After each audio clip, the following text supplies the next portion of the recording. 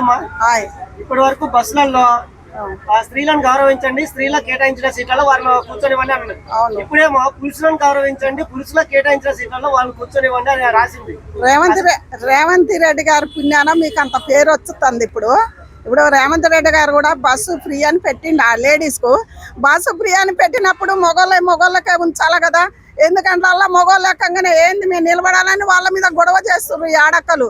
అంటే నేను కూడా ఆడదన్నా కానీ వాళ్ళు కూడా డబ్బులు ఇచ్చి టికెట్ తీసుకున్నప్పుడు వాళ్ళు కూర్చోవద్దా?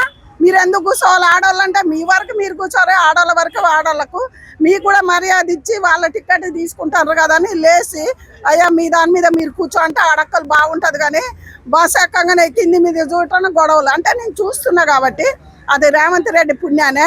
రేవంత్ రెడ్డి గారు మీ మొగోళ్ళందరూ ఒక ఆయన అడుగుతుండు నిన్న, మేము ఓట్లు వేయలేదా, ఆడవాళ్ళకి ఎందుకు ఫ్రీ పెట్టిండు, మాకు పెట్టమని అడుగుతారు. మీరు కూడా ప్రతి ఒక్కళ్ళు ఫ్రీ పెట్టాలని మీరు అందరు మగ పురుషులు రేవంత్ రెడ్డి గారిని అడిగితే బాగుంటుందని నేను అంటున్నా.